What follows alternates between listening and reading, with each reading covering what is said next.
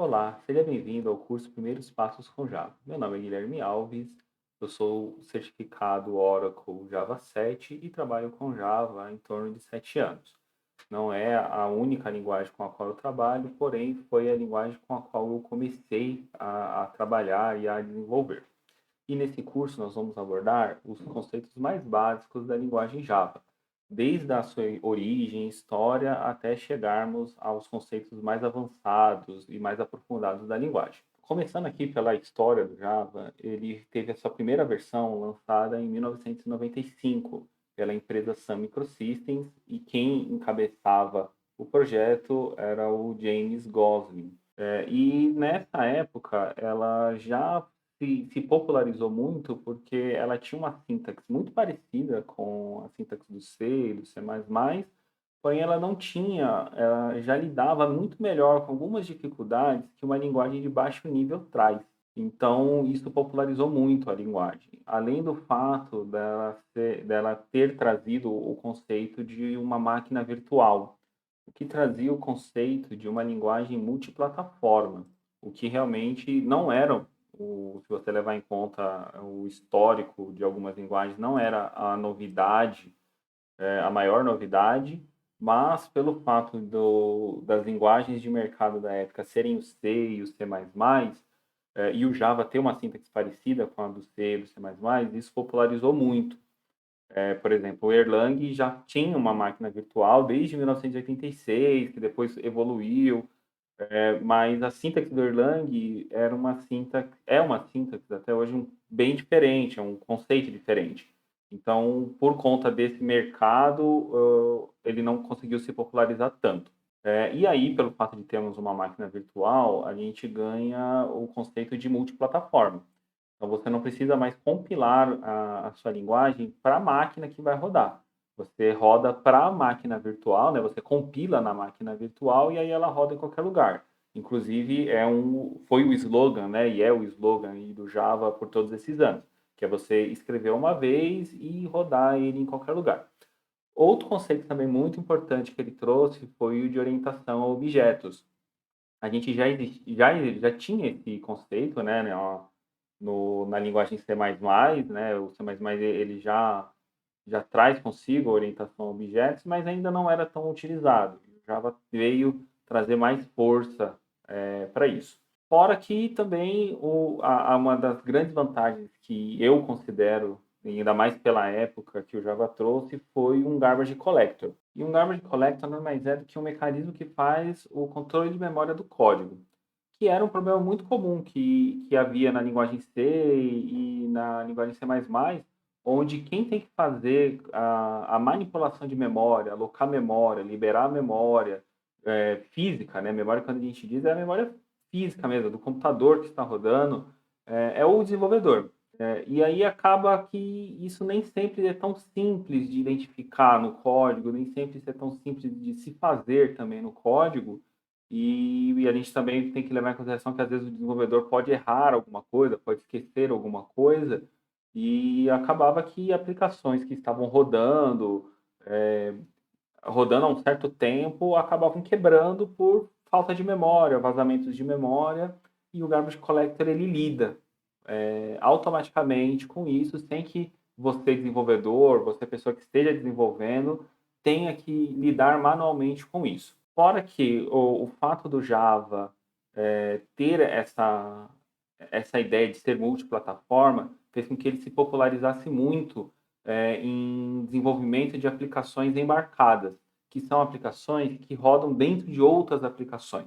Então, por exemplo, antigamente nós tínhamos o que se chamava de applet, que é uma aplicação que roda dentro do browser, né, dentro do navegador, até mesmo para desenvolvimento de desktop, desenvolvimento mobile e desenvolvimento web.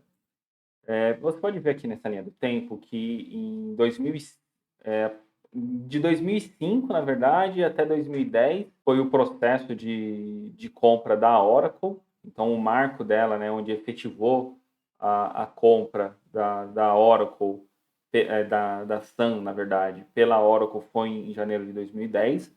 E isso é um marco muito importante na linguagem, porque você pode ver pela linha do tempo que as atualizações elas eram um pouco espaçadas umas das outras.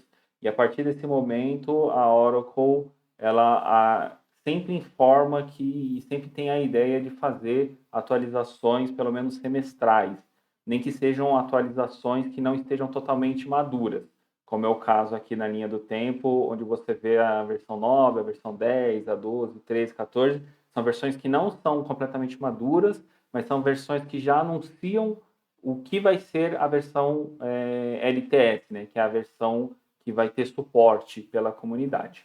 Então, voltando aqui, a gente vendo as vantagens e as desvantagens do Java, a gente entende como vantagem ela ser multiplataforma.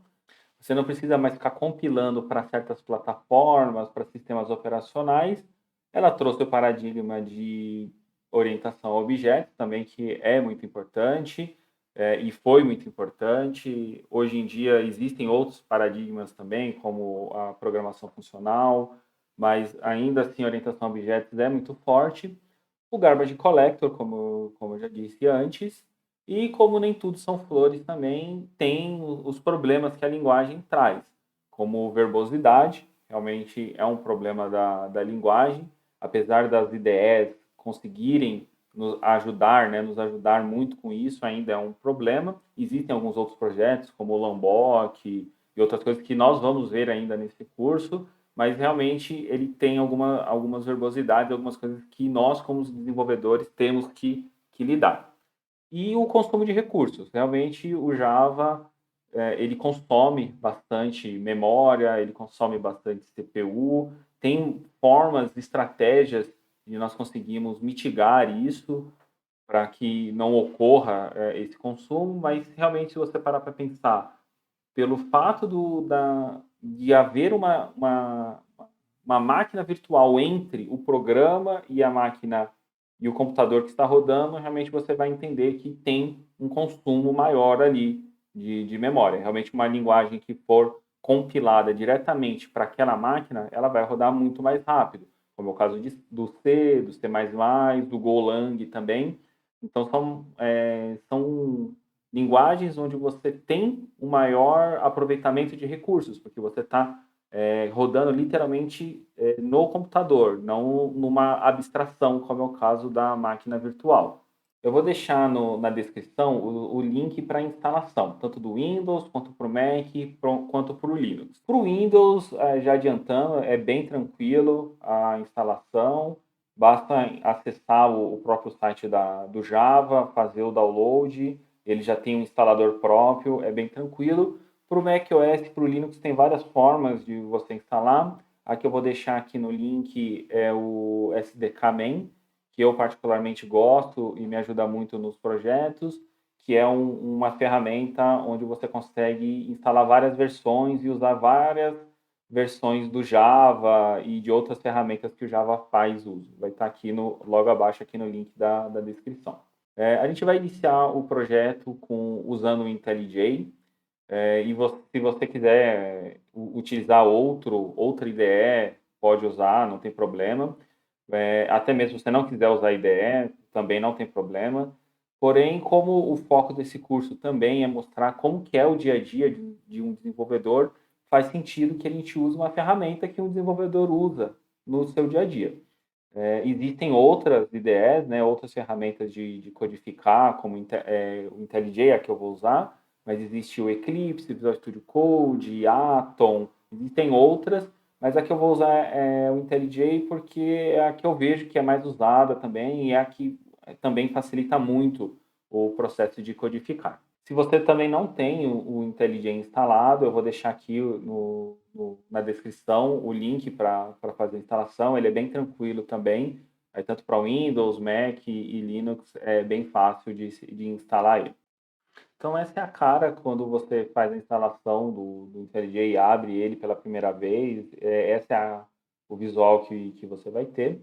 Então, a gente vai criar um novo projeto aqui. Vamos clicar em New Project. Aparece todo esse utilitário. A gente pode deixar selecionado Java por enquanto e clique em Next. A gente vai selecionar essa caixinha de diálogo aqui do Create Project for Template e o Command Line App, que realmente é a forma que nós vamos executar a aplicação por linha de comando. clicar em Next. Aqui tem um ponto importante, que onde você vai ter o caminho do seu projeto, né, onde ele vai ficar instalado, o nome do seu projeto, e aqui tem o pacote base do seu projeto. E esse é um ponto bem importante da linguagem, pois é necessário que haja um pacote base com nome único por projeto. Então, convencionou-se que para deixarmos, né, tentarmos deixar de forma mais única, que o nome do pacote base vai ser a URL da sua empresa de trás para frente. Então, nesse caso aqui, br.com, está aqui meu projeto, mas eu vou mudar esse nome. Pode colocar outra coisa, não tem problema. Vou colocar aqui primeiro projeto, e aqui também como primeiro projeto, e somente isso.